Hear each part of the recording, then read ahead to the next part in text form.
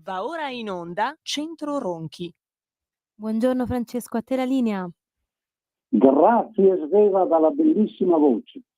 Un abbraccio a Tina, che come sapete non sta bene. Un abbraccione grande a Matteo, prima di tutto un amico, poi per fortuna è il segretario della Lega. Un abbraccio ai nostri 14 radioascoltatori, gatti nel senso di amici che fanno miau, compresi, e che, ai quali noi ci rivolgiamo ormai da un anno, parlando e proseguendo in un cammino di approfondimento di ciò che dovrebbe caratterizzare la vita di ciascuno di noi, e cioè il concetto, l'applicazione, il pensiero critico sulla democrazia, del Kratos, il potere che naturalmente spetta al popolo. Ci siamo chiesti sabato scorso, ci siamo chiesti se il sistema, la teoria marxiana, che ha tutti gli elementi costitutivi di una religione, tutti, e questo è innegabile, se la teoria marxiana è o non è democratica o comunque compatibile con la democrazia. Diciamo che la teoria in sé, abbiamo detto, essendo basata sulla creazione di tante strutture, che cosa fa? Trasferisce dal pensiero critico individuale, dalla capacità individuale di affrontare i problemi, di affrontare le relazioni, quindi sposta il centro della vita dalla relazione tra il soggetto e la collettività alla collettività. Fa prevalere il noi rispetto all'io, mentre nella democrazia è proprio il rapporto equilibrato tra io e noi che consente di ipotizzare, di teorizzare il potere del popolo.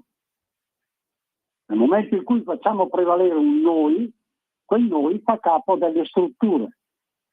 Quelle strutture sono rette necessariamente da norme burocratiche, più si moltiplicano le strutture che, secondo la teoria marxiana, sono il massimo della razionalità, meno l'individuo ha possibilità di essere tale, più diventa schiavo, perché la subideologia necessaria rispetto alla teoria marxiana, è scritto peraltro nei testi marxiani dal Capitale al Manifesto dei Comunisti, è il burocratismo. Il burocratismo in quanto ideologia che forma la razionalità di queste strutture. Chi comanda queste strutture comanda chi vi è razionalmente sottoposto. La razionalità di una sottoposizione è tutta da discutere.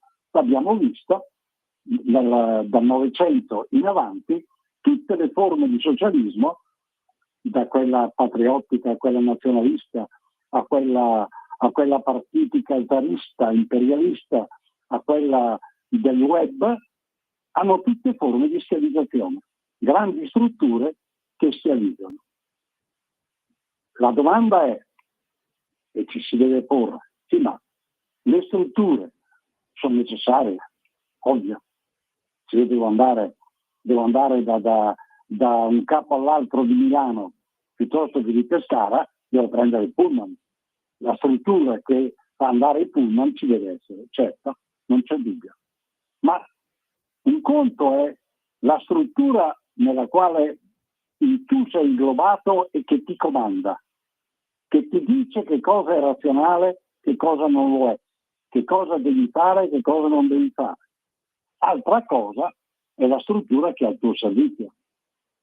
Cioè, nel momento in cui tu hai un rapporto con coloro che ti sono vicini, ai familiari, agli amici, ai vicini di casa, quel rapporto deve essere prevalente e a quel rapporto, quel rapporto può e deve essere migliorato da strutture che sono a tua disposizione, non l'opposto.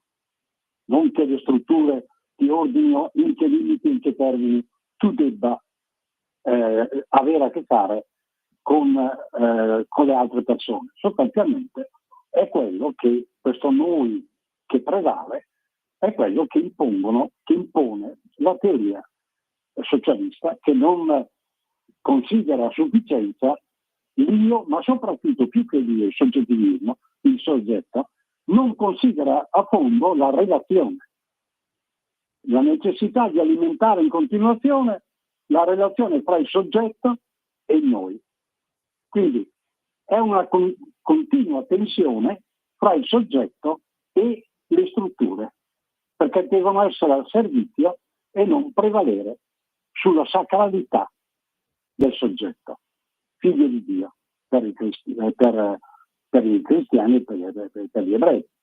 Ora, vediamo per i cristiani soprattutto.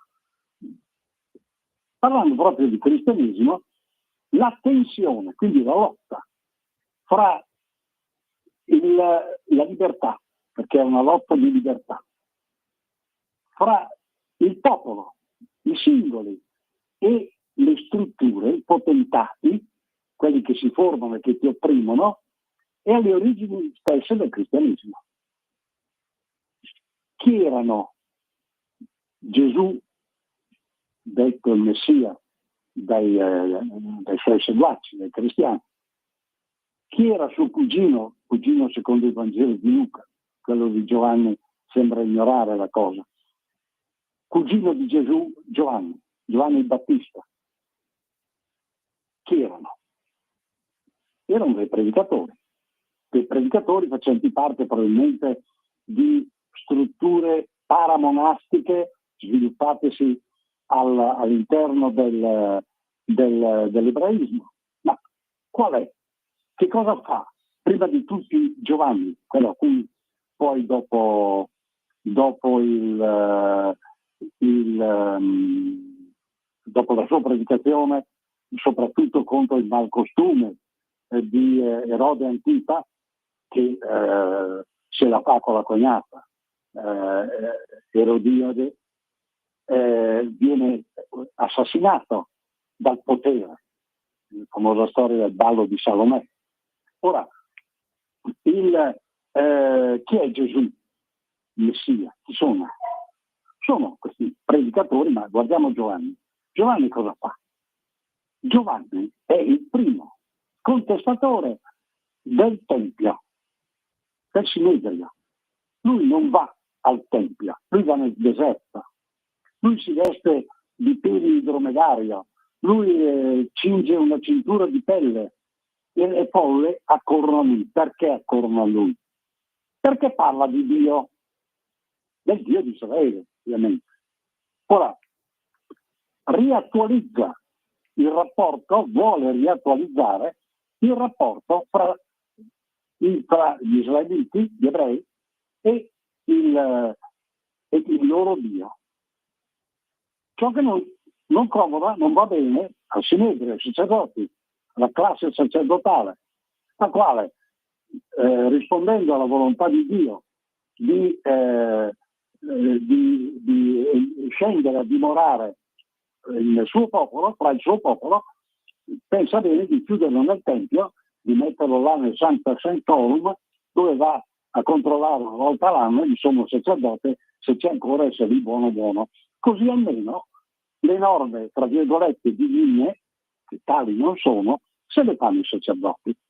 Cioè il distacco totale, la prigionia di Dio nel Tempio.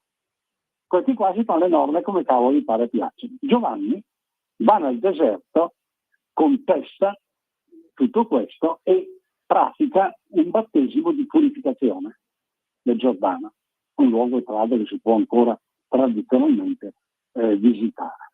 Ora, pratica questo Vangelo di conversione, che cosa significa poi?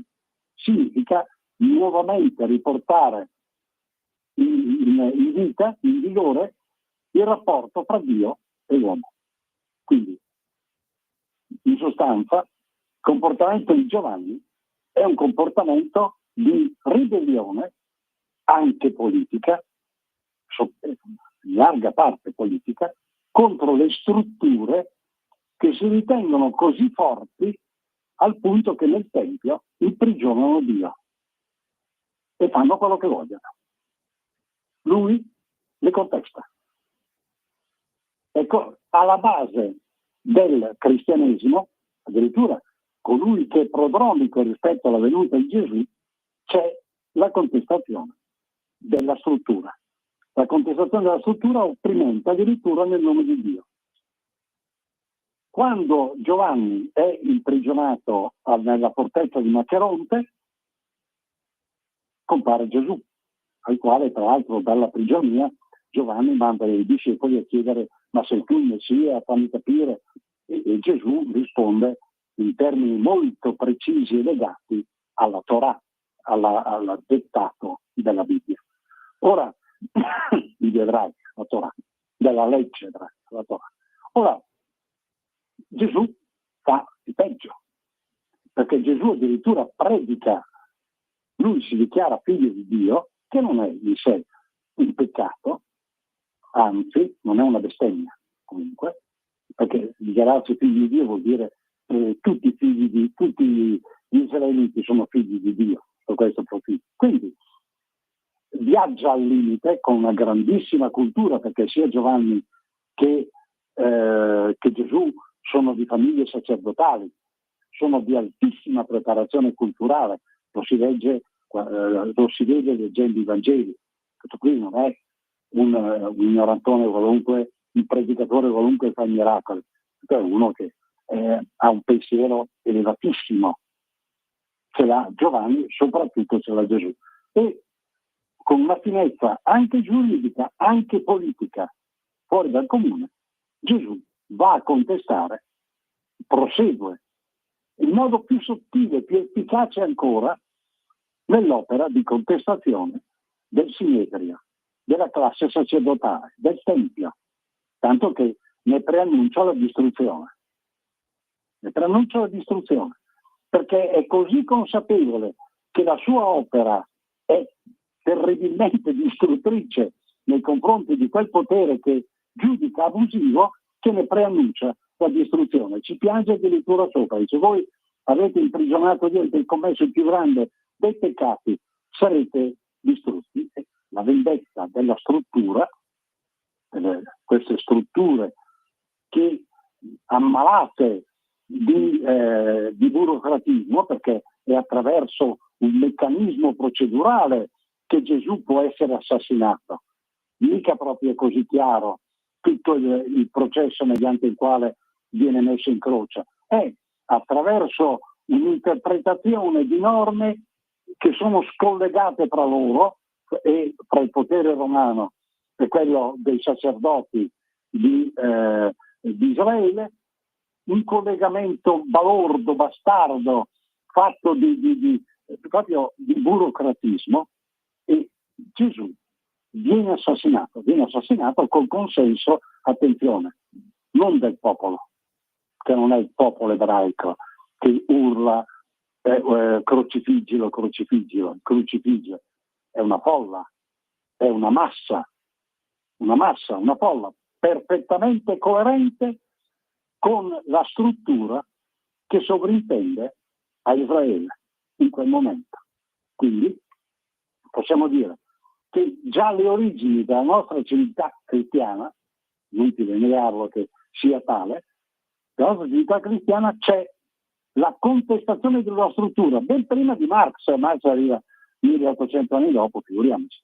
Ora, ben prima di Marx, perché è insito nell'uomo creare strutture di potere per opprimere, per schiavizzare gli altri uomini.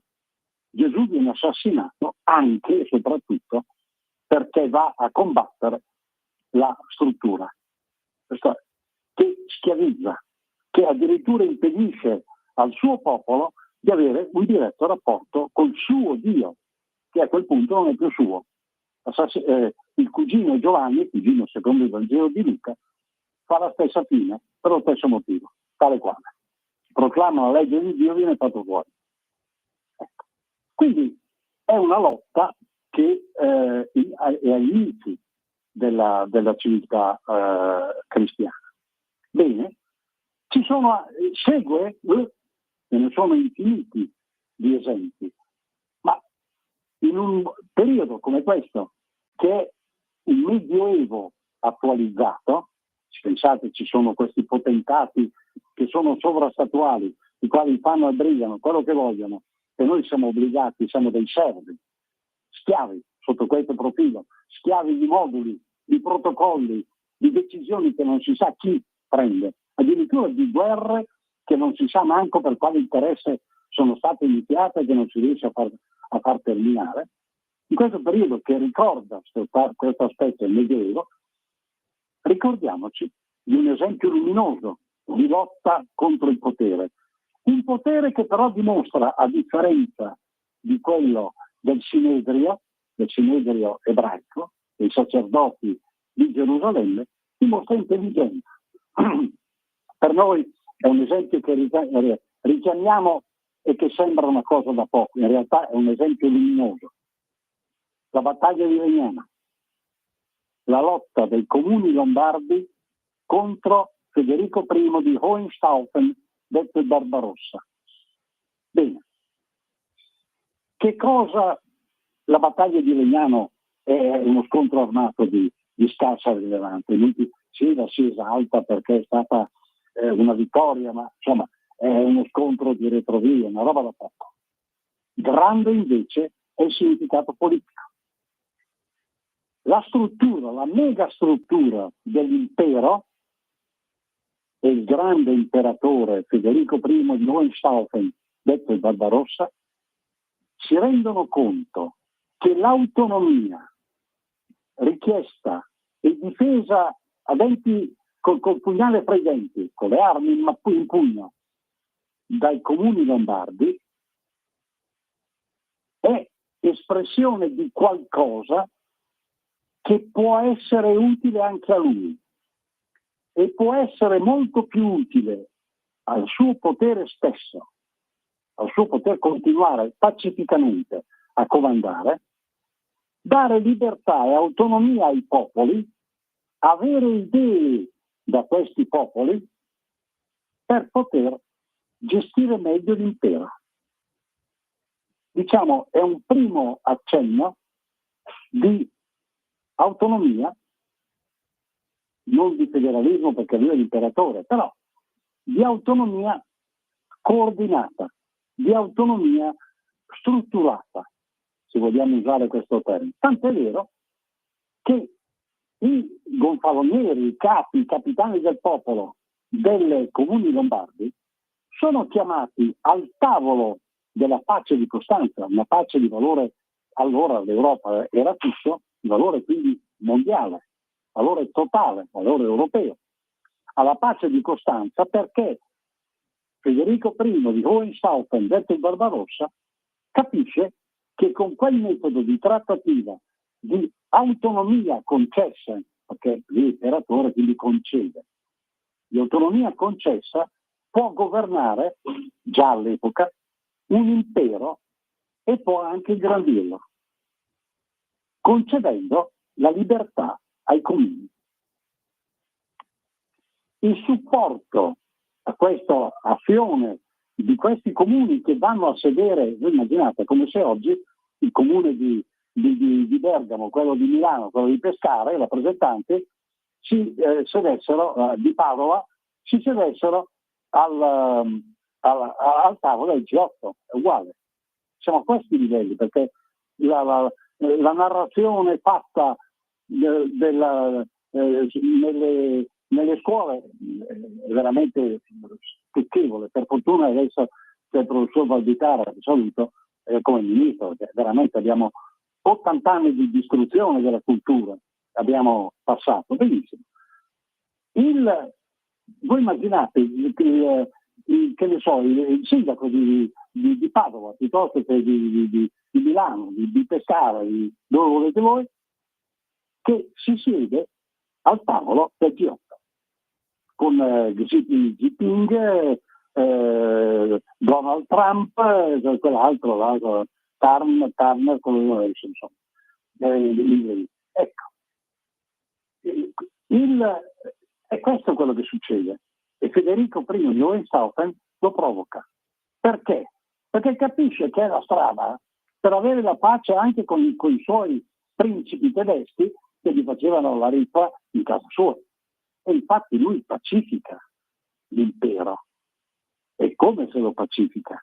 È un grande imperatore, certo, si mantiene il suo ruolo di imperatore e decide lui, perché è sacro romano impero, c'ha la corona in testa, quello lì se la contende col Papa, quindi dice qui Dio me l'ha data, guarda chi me la taglia.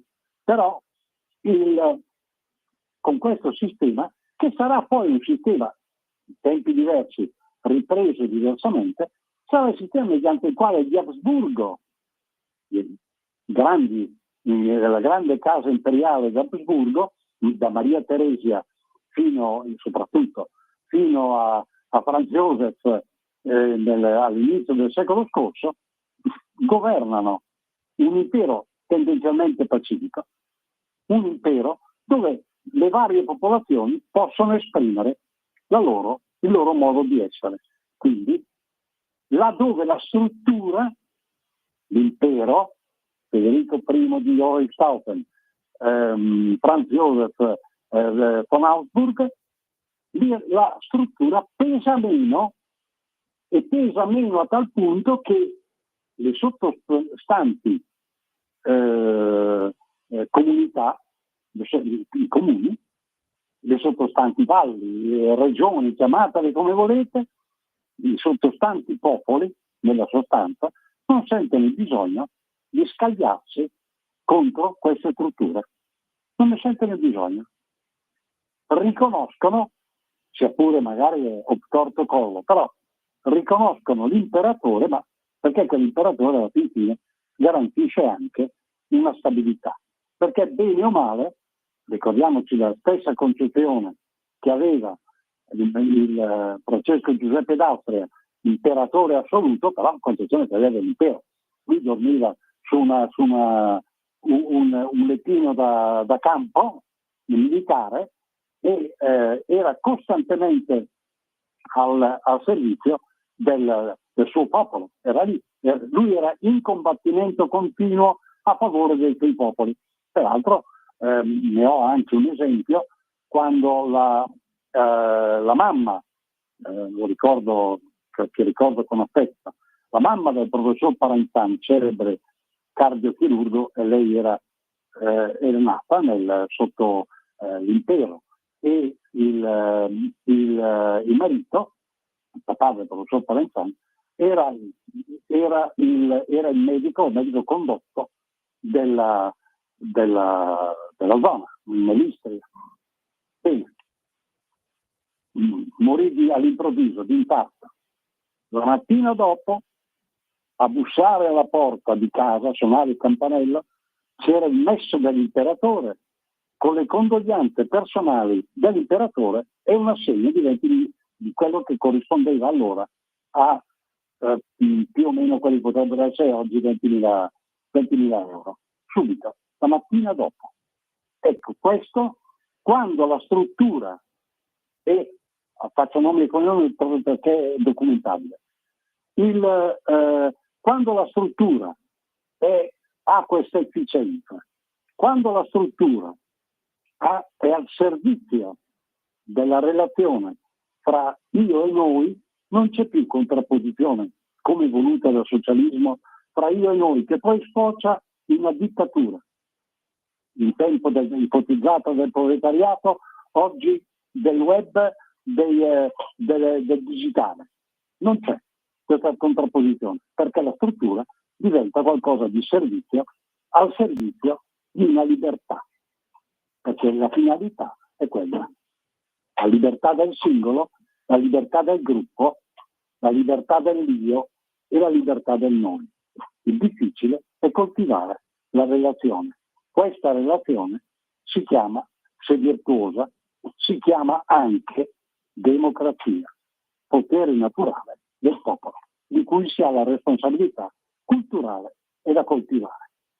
Io vi saluto perché non voglio mettere in difficoltà la nostra Sveva dalla bellissima voce.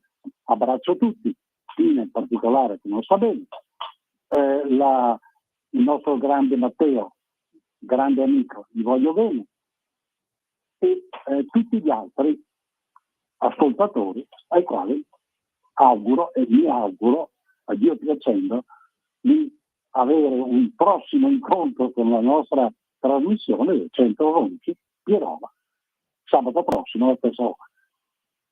Un saluto a Sveva, un abbraccio a tutti, buon sabato, buona domenica. Avete ascoltato Centro Ronchi.